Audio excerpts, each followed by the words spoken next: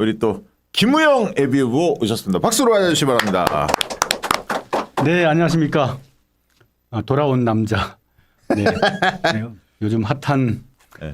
사람이 됐나 싶을 정도로 관심을 많이 받고 있는데요.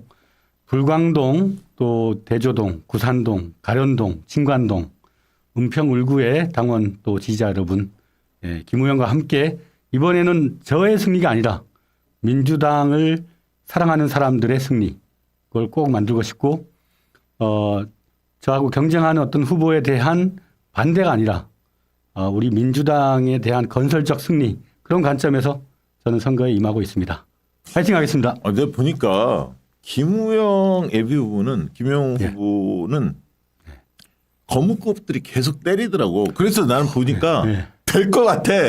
막 정치적으로 존재감 엄청 키워준 거야. 아니 지금 이대로 나가면은 뭐 그 무조건 당선되는 건 확실하고 예. 그 뒤에 이재명 대통령님 만들고 난 이후에 우리 김우영 의원님께서 큰 지도자로 난 나가지 않을까 하는 생각이 듭니다. 정말 예. 아니 보니까 이재명 대표가 굉장히 아낀다 이런 소문이 잦아요. 사실입니까?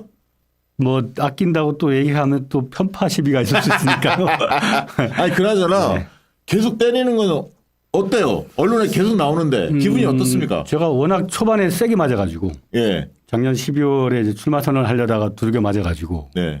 맷집이 좀 생겼어요. 어. 그리고 요즘은 뭐 이렇게 저렇게 언론에 나오면은 이게 하나의 그 윈드서핑 같은 건데 바람이 높을수록 이것도 이제 점핑도 그만큼 높이 할 수 있잖아요. 네. 아니 그래서 제가 뭐 홍익표 의원 뭐 여러 사람들 고민정 의원 뭐 이런 사람들이 계속 이제 김우영 이야기를 했는데 저는 이제 두 가지로 물어볼게요.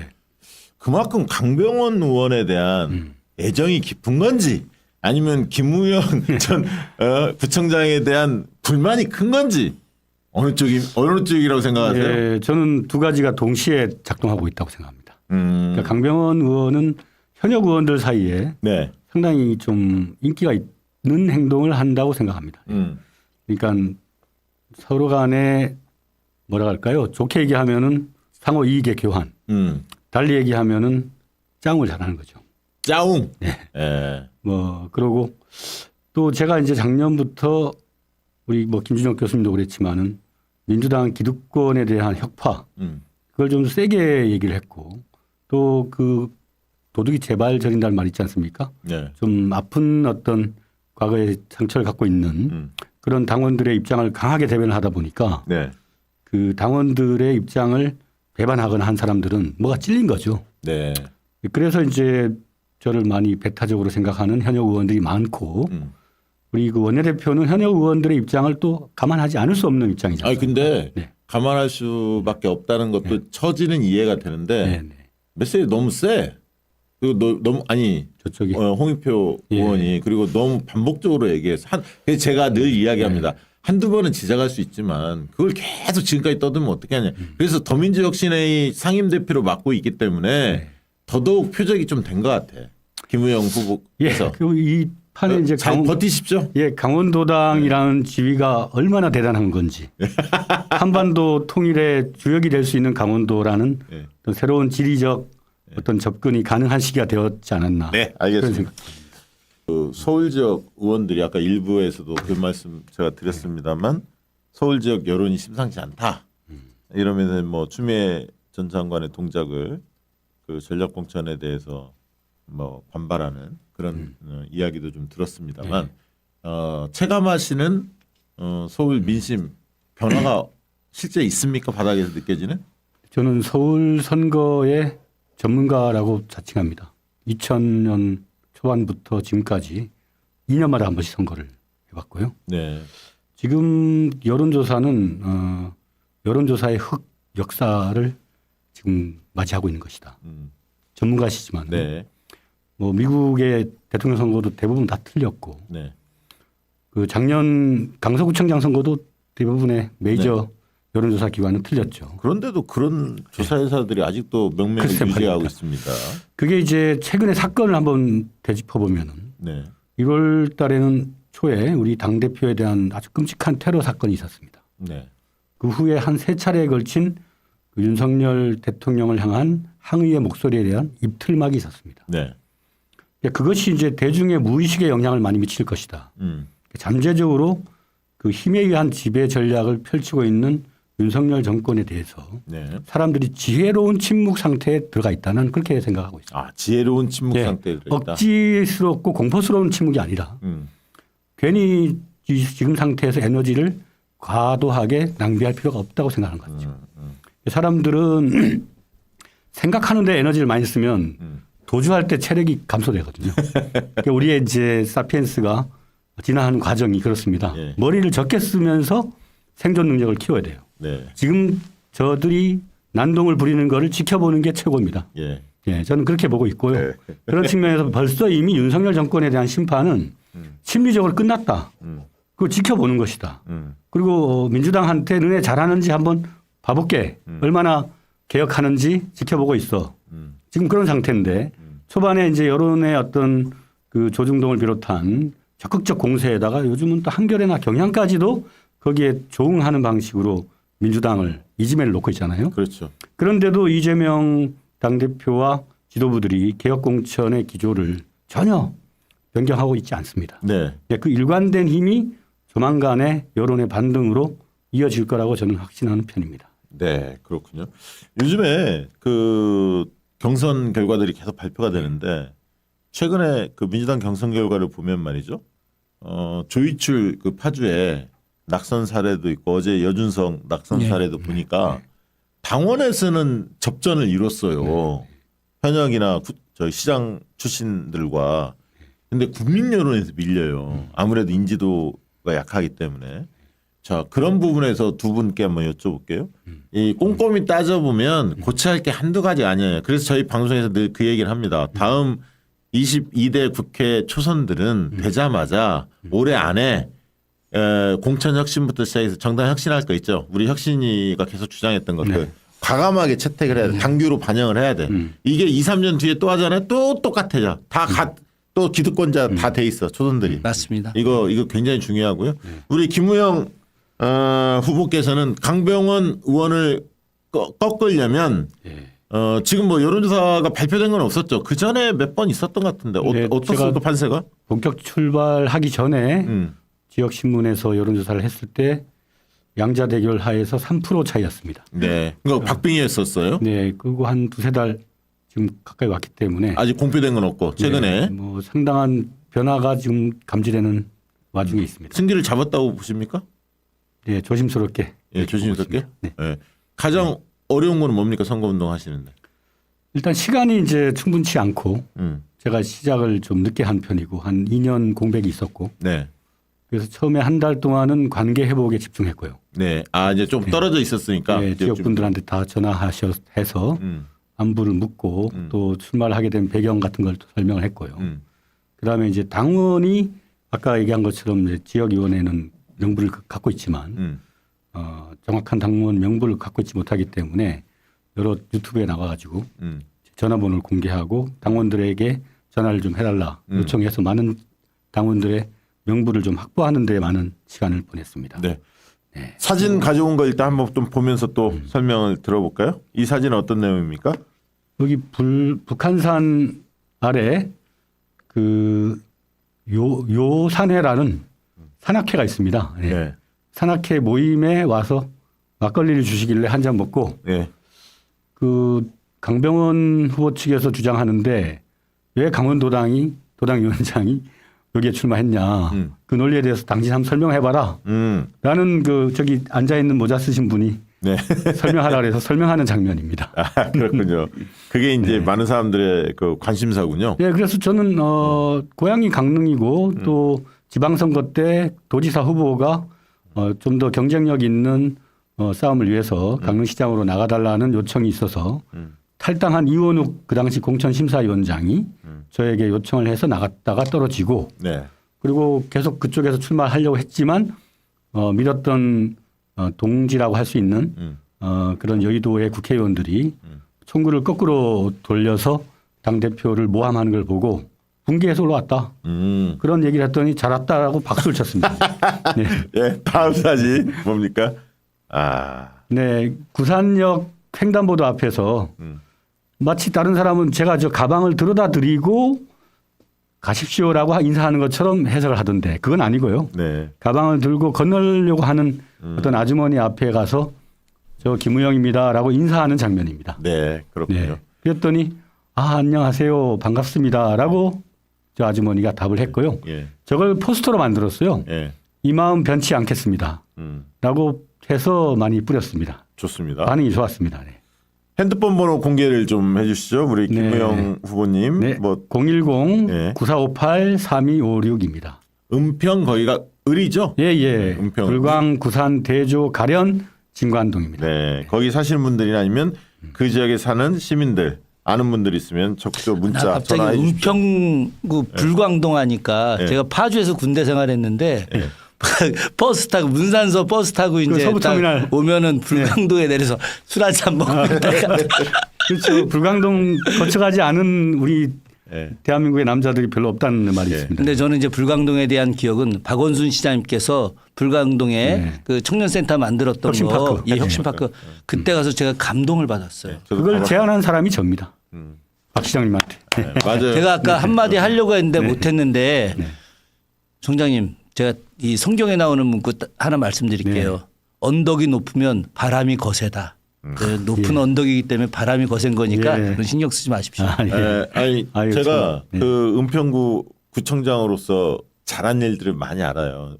은평이 사회적 협동조합 이런 것도 잘 돼 있고 두꺼비 하우징 해서 뭐 그 집 고치는 집 고치는 것도 하고 그러니까 잔잔한 것들을 은평의 지역 현실에 맞게 굉장히 제가 봤을 때 따뜻한 동네로 만든 장본인이 바로 김우영이었어요. 제가 이제 뭐 대의원제 폐지나 당내 민주주의 얘기를 많이 하는데 저는 그게 경험적인 인식입니다. 직접 민주주의를 많이 가장 했지. 적극적으로 실험한 데가 은평입니다. 맞아요. 뭐 백인들이 모여서 네. 무슨 원탁회의 뭐 이런 것도 수구형 하고. 민주주의 또 주민참여예산제도 우리 은평구의 주민참여예산제도는 10명 중에 1명이 투표할 정도의 맞아요. 5만 명이 이제 주민들이 모바일로 투표를 해서 예산을 짜기도 하고 그러니까 주민들의 직접적 참여는 집단 지성의 총화라고 볼 수가 있습니다. 네. 네. 그래서 지금 민주주의 말하는 사람들이 대부분 대의민주주의를 말하고 약간 선민의식에 빠져 있는 경향이 있는데 지금은 소셜 네트워크 사회에서 주민 한 분 한 분, 당원 한 분 한 분의 인식과 그 지식이 네. 놀랍도록 탁월하고 그럼요. 예, 선명합니다. 본인이 강병원보다 강점 있는 요인은 뭡니까? 예, 저는 약간 계산은 잘 안 합니다. 일단은 본능이 가라는 대로 행동하고 그 다음에 계산을 하는 편입니다. 그래서 좀 원래 그러면 예. 되게 좋은 결과를 얻긴 합니다. 막 간혹 사고 칠 때도 좀 있잖아. 좀, 네, 힘든 과정을 좀 많이 거치게 돼 있는데, 그러니까 마케팅은 적절한 수준의 최소로 접근해야지 대중들이 그 진심을 느낄 수 있는데 과잉 마케팅은 정치에선 금물이다. 그게 이제 저희 상대 후보인 강병원 후보에 대한 대중들의 인식이거든요. 현수막을 정말 너무 많이 걸었습니다. 그리고 시의원들, 구의원들, 구청에서 한 일도 다 자기가 한 걸로 걸었다. 이게 대부분의 유권자들이 생각하는 실제 자기 발로 자기의 영혼을 투입을 해서 그렇게 그런- 짐작이 됩니다. 그런 게 없었어요. 강병원 의원도 네. 제가 뭐 잘 아니까 네. 과거 노무현 정권 때 네. 같이 있었어요. 이게 한 4, 5년은 이제 먹혀요. 예. 산뜻하고. 예. 근데 반복적으로 똑같은 현수막 걸리니까 심지어 제가 이제 구청장 출신이니까 지역 현안을 말을 해요. 그러면 당원들이 그럽니다. 지역 현안 말하지 말라고. 지금 나라가 지금 어떤 상황인데 중요하죠. 동네 얘기하고 앉아있냐고. 왜냐면 지금 캠페인의 중심은 정치 싸움으로 가는 거죠. 그렇죠. 중앙정치. 그러니까 지금은 국가가 낭떠러지 바로 직전에 서 있는 겁니다. 그렇죠. 저 윤석열 정권 때문에. 그렇죠. 뭐 그걸 제어해야 할 강력한 야당이 민주당인데 거기에 적임자가 누구냐? 그게 저죠. 그 싸움을 한다. 네. 그러니까 기교를 부리고 잔머리를 쓰고 그런 것보다는 정말 우직한 그 저항성. 네. 그 대한민국 호가 선장 하나 잘못 뽑아가지고 이렇게 망해가는데 네. 브레이크는 유일한 게 선명 야당 민주당밖에 없는데 민주당의 브레이크 역할을 할 자들이 저쪽하고 부안해동해가지고 우리의 대표를 말이죠. 근데 그거는 너무도 사람들한테 깊은 상처를 남긴 것 같아요. 네. 근데 그 상처는 치유해야 됩니다. 이번 총선에. 음. 그래서 그런 분들한테 20%라고 하는 뭐 하위 등급 그것이 그 사람들은 뭐 자존심 상하네 어쩌네 하지만 자업자득일 뿐만 아니라 역사와 국민의 심판은 절대 비껴가지 않는다. 저는 그걸 보여주는 사례라고 생각합니다. 뭐 구청장도 했고 청와대 생활도 하고 서울시에서 또 부시장도 했는데 또 강원도당도 활동하시고 많은 일을 했어요. 혁신위원으로 또 활동도 하고 가장 자랑거리 뭡니까? 더민주 전국 혁신의 일을 만들어서 대표를 싸우지 않으면 대표님 큰일 납니다. 싸워야 됩니다. 그 뭐 단식도 적극적으로 어떻게 보면 권유한 그런 일이 있었고 그 민주당은 1,600만 표라고 하는 자산을 갖고 있습니다. 네. 그 자산을 쉽게 생각하면 안 돼요. 그 당대표가 대표 출마를 고민할 때도 저는 무조건 출마를 해야 된다. 왜냐하면 저 무도한 자들이 방패를 내리면 봐주지 않는다 절대로. 예, 그래서 대표께 싸워야 되고 당신이 싸우면 함께 하겠다.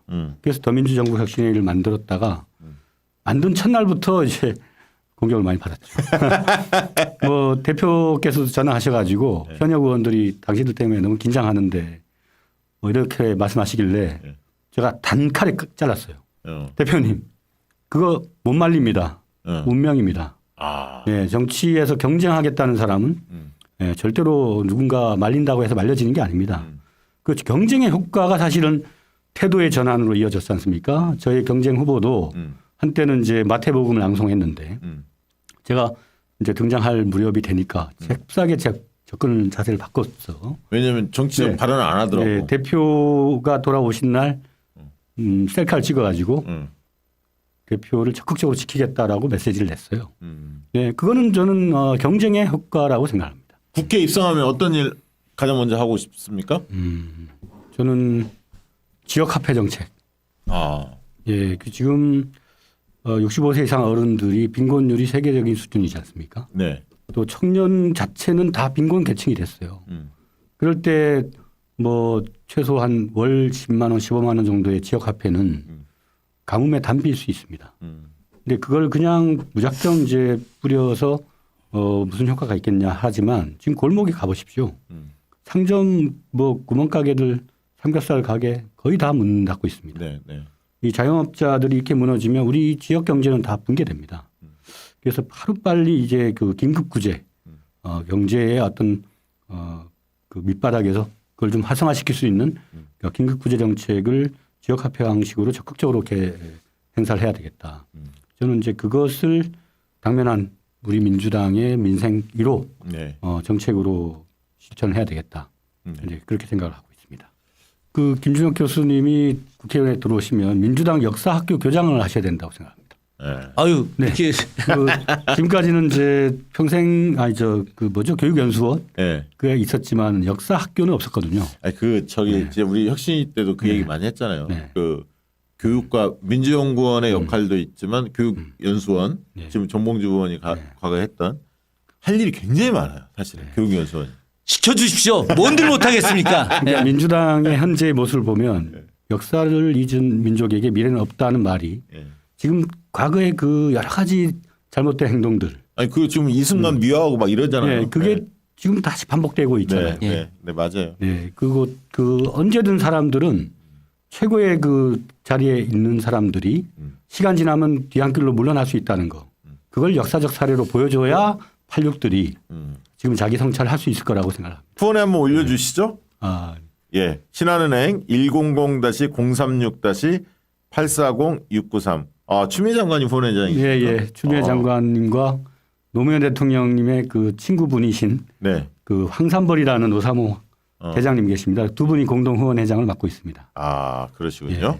자, 김무영 예비후보 응원하신 분들 적극적으로 후원해 주시면 좋을 것 같고요. 끝으로 자 지역 주민들께 아니면 또 이 방송 보고 있는 시청자들께 마지막 지지 호소의 말씀 한 1, 2분 해주시죠.